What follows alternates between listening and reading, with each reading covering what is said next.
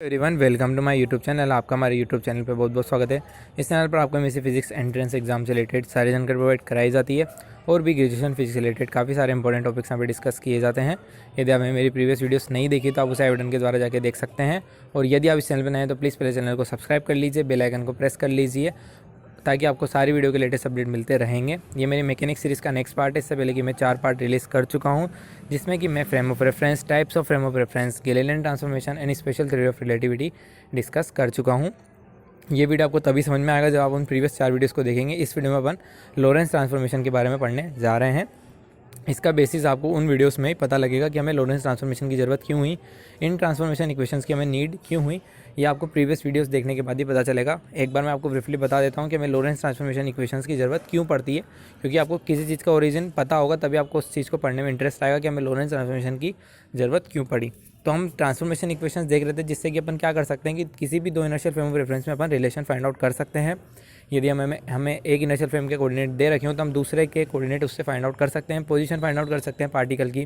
तो transformation equations हमारे वहाँ पे काम आती है। तो इसमें अपन ने पहले देखी थी गैलीलियन ट्रांसफॉर्मेशन इक्वेशन। वीडियो की लिंक आपको डिस्क्रिप्शन में मिल जाएगी। तो गैलीलियन ट्रांसफॉर्मेशन से हमें जो वेलोसिटी ट्रांसफॉर्मेशन की एक इक्वेशन मिलती है, वो इक्वेशन हमारे पास थी u prime is equal to u minus V, capital V. ठीक है, ये हमें वहाँ पर एक इक्वेशन मिलती है। अब अपन को आइंस्टाइन थ्योरी ऑफ रिलेटिविटी के हिसाब से क्या पता है कि किसी भी इनर्शियल फ्रेम ऑफ रेफरेंस हो, कोई सा भी इनर्शियल फ्रेम ऑफ रेफरेंस हो, सभी में वेलोसिटी ऑफ लाइट क्या रहेगी, सेम रहेगी, जो कि क्या रहेगी, सी आपको पता है स्पीड ऑफ लाइट होती है 3 × 10⁸ मीटर पर सेकेंड। तो according to theory of relativity क्या रहती है कि जो वेलोसिटी ऑफ लाइट है वो हर इनर्शियल फ्रेम ऑफ रेफरेंस में क्या रहेगी, सेम रहेगी।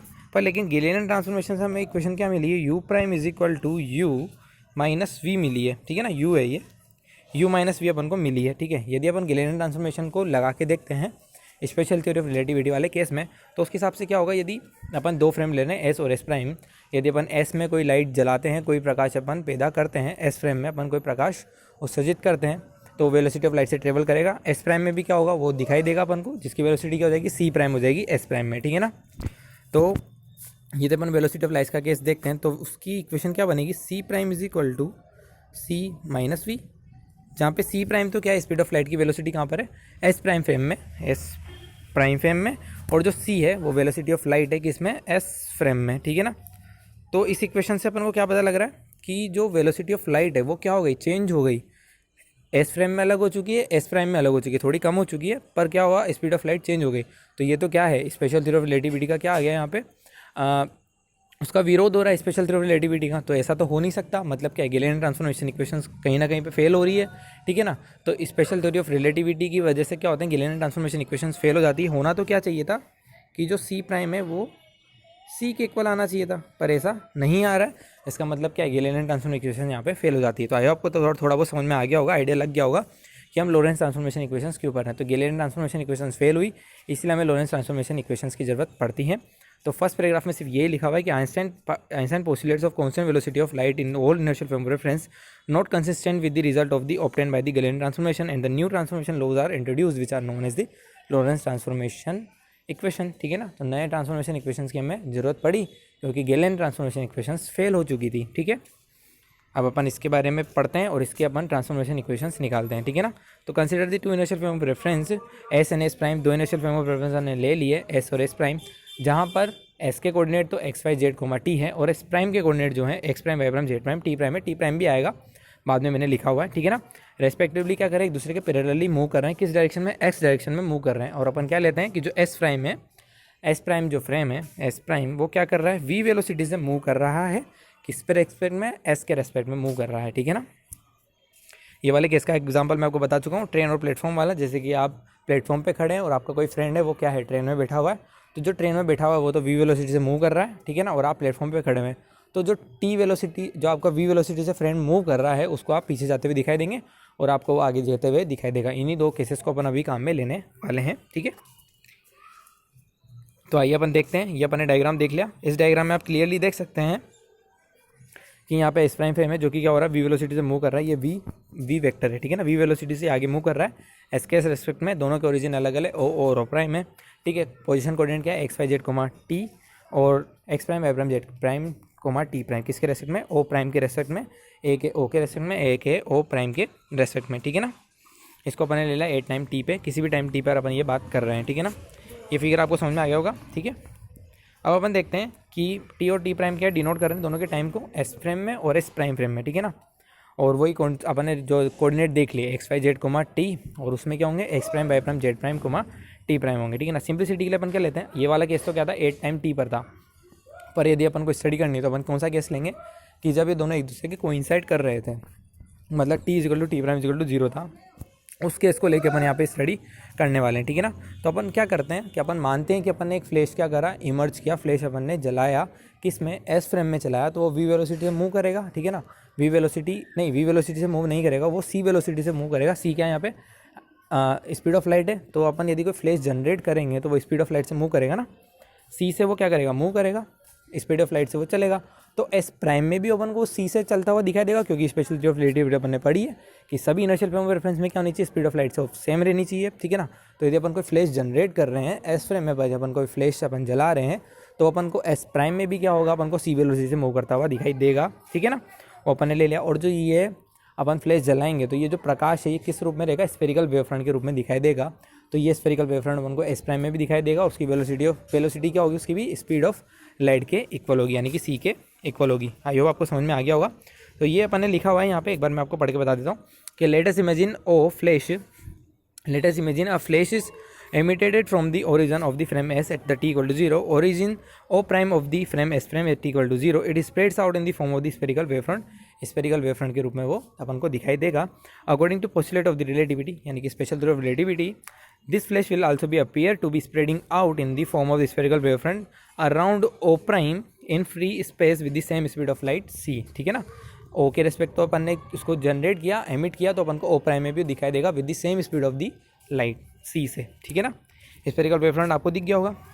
अब अपन क्या करते हैं कि ट्रांसफॉर्मेशन इक्वेशंस निकालते हैं। सबसे पहले अपन टी में एक रिलेशन देखते हैं इसका। देखिए क्या होगा, अपन यहाँ पे टी और T prime is equal to 0 की बात कर रहे थे, ठीक है ना।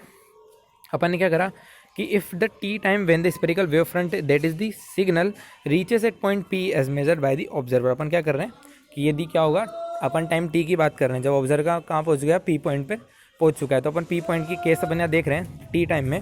तो जो टाइम होगा, मान लेते हैं कि ओरिजिन से कहाँ पे पहुंचा, ये पी पॉइंट पे पहुंचा, जो अपन ने पी पॉइंट पहले लिया था, ठीक है ना। तो डिस्टेंस क्या हो जाएगी, इसकी ओपी हो जाएगी, ठीक है। अपन को टाइम चाहिए, तो टाइम के लिए क्या होगा, डिस्टेंस अपॉन स्पीड, डिस्टेंस तो ओपी और स्पीड क्या अपने पास सी, वेलोसिटी ऑफ लाइट, ठीक है ना। ओपी के कोऑर्डिनेट क्या होंगे, जो कि आपको पता है, किसी भी अगर अपन को दो पोजीशन दे रखी हो x1 x2 y1 y2 z1 z2, और उनकी अपन को बीच की डिस्टेंस निकालनी है, तो x1 x2 का होल स्क्वायर, y1 y2 का whole square, z1 minus z2 का होल स्क्वायर की होल पावर 1/2, या फिर आप इसको अंडर रूट में भी लिख सकते हैं। तो चूंकि यहाँ पे ओपी है, ओपी स्क्वायर नहीं है, इसलिए इसको अपन अंडर रूट में लेके चलेंगे, ठीक है ना। फिर आप क्या करेंगे, टी को सी से मल्टीप्लाई करके दोनों साइड का स्क्वायर कर दिया, आपको इक्वेशन नंबर 1 मिल जाएगी, जो कि सिंपल सी इक्वेशन है, ठीक है। ये तो किसकी बात हुई, एस फ्रेम की। अब अपन बात करेंगे एस प्राइम फ्रेम की। तो सिंपल से आपको कुछ नहीं करना है, आपको सिर्फ प्राइम लगा देना है, T prime equal to o prime p divide by c. C तो सेम ही रहेगा दोनों फ्रेम ऑफ रेफरेंस में, ठीक है ना। तो अपन को इक्वेशन मिलेगी X prime square plus Y prime square plus Z prime square minus T prime square C square is equal to 0। Equation number 2 अपन मिल जाएगी, ठीक है ना। इक्वेशन 1 और 2 से अपन को क्या पता लग रहा है कि जो x square y square t square सी स्क्वायर वाली जो टर्म आ रही है, टर्म क्या आ रही है, इनवेरिएंट आ रही है ना। और ये क्यों आ रही है, क्योंकि वेलोसिटी ऑफ लाइट दोनों में सेम है, तो ये टर्म्स अपन को क्या मिल रही है, इनवेरिएंट मिल रही है, ठीक है ना। इसके बाद अपन आगे देखते हैं। तो अपन एक इवेंट की बात कर रहे हैं कि इवेंट कहाँ हैपन हो रहा है, एस प्राइम में हैपन हो रहा है, जिसके coordinate X Y Z comma T है। तो एस प्राइम में भी वो हैपन होगा, और उसके जो कोऑर्डिनेट हैं वो X prime Y prime Z prime और टी प्राइम होंगे। ये आपको इस पैराग्राफ में लिखा हुआ मिल जाएगा। अब अपन क्या करते हैं, ट्रांसफॉर्मेशन इक्वेशन इसकी मानते हैं। अपन ने जो ट्रांसफॉर्मेशन इक्वेशन है वो क्या मानी है कि एक्स प्राइम तो किसके इक्वल है, alpha x plus beta T के, वाई प्राइम किसके इक्वल है, वाई के, और जेड प्राइम किसके इक्वल है, जेड के, टी प्राइम इक्वल है gamma T plus delta x के। यहाँ पे वाई प्राइम वाई के, जेड प्राइम जेड के इक्वल क्यों है, क्योंकि जो मूवमेंट हो रहा है वो एक्स एक्सिस के अलॉन्ग हो रहा है, वाई प्राइम जेड प्राइम के अलॉन्ग तो हो नहीं रहा, ठीक है ना। इसलिए इनके तो पोजीशन कोऑर्डिनेट क्या हो जाएंगे, सेम ही हो जाएंगे। सिर्फ वेरिएशन किस में आएगा, एक्स पोजीशन में आएगा और टाइम पोजीशन में आएगा, ठीक है ना। टाइम में और एक्स में क्या आएगा, यहाँ पे वेरिएशन आएगा। बाकी वाई प्राइम और जेड प्राइम तो क्या रहेंगे, सेम ही रहेंगे, ठीक है ना। अब अपन को इन्हीं में सब कोफिशिएंट्स की वैल्यू फाइंड आउट करनी है, अल्फा बीटा गामा डेल्टा की। इन सब इक्वेशंस को अपन इसमें पुट करेंगे और अपन को लॉरेंस ट्रांसफॉर्मेशन इक्वेशंस मिल जाएगी, ठीक है ना। तो अपन को इन कॉन्स्टेंट्स को डिफाइन करना है, इसके लिए अपन डिफरेंट केसेस लेंगे। तो अपन जो फर्स्ट केस इसमें लेने वाले हैं, फर्स्ट केस में अपन को क्या करना है, the observer o whose x coordinate in the frame S prime is equal to 0। अपन ऑब्जर्वर ओ की बात कर रहे हैं, जिसका जो एक्स प्राइम कोऑर्डिनेट है वो 0 है, ठीक है। Is moving along X direction of frame S with velocity v, has the velocity of c, velocity O prime X prime is equal to 0 with respect to the frame S is given by. मैं आपको समझा देता हूँ इसमें क्या लिखा हुआ है। इसमें लिखा हुआ है कि यदि अपन ऑब्जर्वर ओ प्राइम की बात करें जो कि क्या हो रहा है वी वेलोसिटी से मूव कर रहा है, किसमें अलोंग द एक्स डायरेक्शन में वो मूव कर रहा है, ठीक है ना। वेलोसिटी उसकी वी है, तो अब उसकी वेलोसिटी क्या होगी D x by d T V. आपको पता है D x by d T V होता है, ठीक है ना। उसकी वेलोसिटी तो वी हो जाएगी और एक्स प्राइम क्या है यहाँ पे 0 रहेगा, क्योंकि अपन एक्स प्राइम में ओरिजिन की बात करेंगे तो एक्स प्राइम कोऑर्डिनेट उस टाइम पे क्या रहेगा 0 रहेगा, ठीक है ना। वो एक्स डायरेक्शन में वो मूव कर रहा है, ठीक है ना। वेलोसिटी उसकी क्या है वी है along the X direction of frame S with velocity V. Hence the velocity of O prime with respect to the frame S. O prime की वेलोसिटी क्या होगी एस के रेस्पेक्ट में, क्योंकि वो वी से मूव कर रहा है ना, तो D x by d T V होगी, ठीक है ना। और ओ प्राइम के लिए एक्स प्राइम तो 0 ही रहेगा, ठीक है ना। तो ये अपन इसमें लिखा हुआ है, ये केस अपन क्या लगा देते हैं इक्वेशन 3 में वैल्यू पुट करते हैं एक्स प्राइम की 0, तो alpha x plus beta t अपन को मिल जाएगा। अल्फा एक्स क्या हो जाएगा बीटा टी के इक्वल हो जाएगा।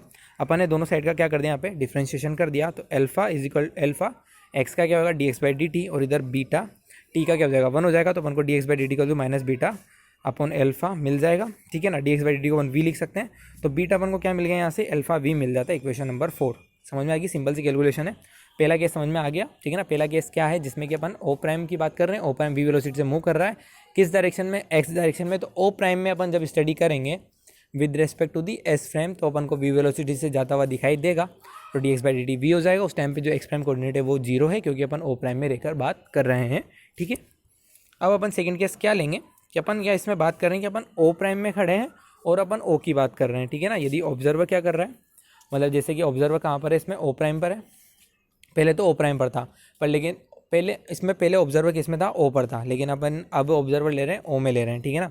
मान लो अपन क्या कर रहे हैं यहाँ पे कि पहले तो अपन ने ऑब्जर्वर कहाँ लिया ओ पर लिया, तो अपन को ओ प्राइम आगे जाता हुआ दिखाई दे रहा था, ठीक है। मैं आपको एक बार और अच्छी तरीके से समझा देता हूँ। अपन इस केस में क्या करेंगे, अपन ओ प्राइम पर रह करके ओ की स्टडी अपन यहाँ पे करने वाले हैं कि ओ प्राइम के रेस्पेक्ट में ओ किस वेलोसिटी से मूव करेगा।